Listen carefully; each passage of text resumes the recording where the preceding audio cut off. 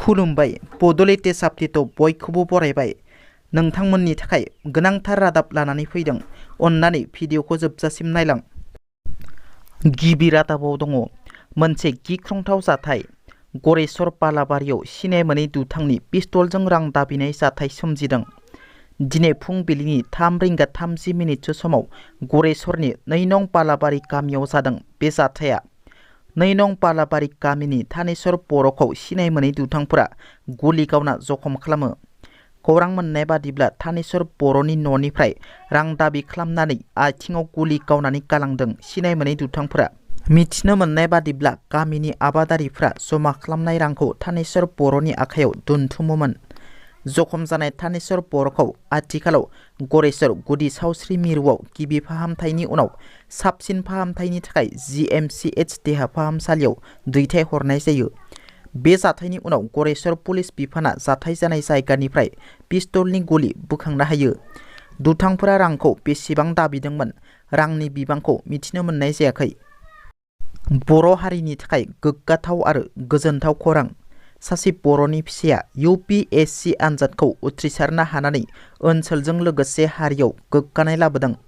बिश्वनाथ जिल्ला गहपुर हालामनि सिङाव थानाय 1 नं गोजोन फोथार गामिनि रमेश बसुमतारी आरो कुमुदि बसुमतारीनि फिसाज्ला डक्टर डेनसिल बसुमतारीया UPSC आनजादजों खुंजानाय assistant chemist of Indian bureau' of mines and ministry of माइन्सआव उथ्रिसार जानो हाबाय। गावनि नांथाब नाजानायजों बिथाङा उथ्रिसार जानो हानाया बिमा बिफा नखर ओनसोलजों लोगोसे हारियाव गोग्गानाय लाबोनो हादों। मख'नो गोनांदि डक्टर डेनसिल बसुमतारीनि उथ्रिसार जानो हानायाव दखरा आरो गामिनि रायजो राजाफोरा दिनै बिथांखौ दुंब्रुदै बरायदों। बर' बिजोङा बबे लामाजों थांगासिनो? बर' बिजोङा फिन नेवसिजादों। बर' बिजोंखौ बुथारनायनि खैसार नामा सरकारनि?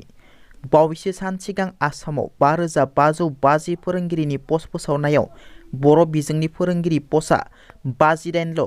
ओरैहाय गुण'त्सवआव बर' बिजोंनि 6 थाखोनि सानखान्थि आरो बिगियान आयदानि सुंलुआ इंराजि बाहायनाय। गुण'त्सवआव बर' बिजोंनि 6 थाखोनि सानखान्थि आरो बिगियान आयदानि सुंलुआव इंराजि बिजों बाहायनायनि हेंथायै बर' थुनलाइ आफाद आरो दुलाराय बर' फरायसा आफादआ जथायै गांसे रादाब बिबुंसारनि गेजेरजों गोख्रों फोरमायथिदों।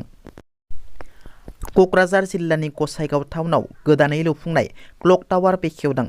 गसाइगाव महकुमानि सिङाव थानाय गसाइगाव सतसंग मन्दिराव BTRनि गाहाय प्रमद बर'आ दावबायफैनायजों लोगोसे गसाइगाव टाउनाव गोदानै लुफुंनाय क्लक टावारखौ बेखेवो। बेजोंनो लोगोसेनो गसाइगाव नोगोर गावखुंथाय आफादनि मावख'सालियाव सानसोराङारि मोब्लिब गोहोजों न'नि सोरां लाबोग्रा मुवा, गोग्गो दै सोदांग्रा मुवा, दै थांखिजों लोगोसे ट्रेक्टर गथायना होनाय आरो गुबुन गुबुन मुवाफोरखौबो राननानै होयो। आरो बेजोंनो लोगोसेनो मदाथि दैसानि साजों गोदानै लुफुंजानाय आयरन ब्रिज मुंनि दालांखौबो बेखेवना होलाङो BTRनि गाहाय प्रमद बर' बिथाङा। दिनैनि रादाबा एसेनोसै। नोंथांमोना जुदि आंनि भिडिअखौ नायनानै मोजां मोनदोंब्ला अन्नानै लाइक, शेयार आरो साबस्क्राइब खालामनो दाबाव। गोजोन्थों।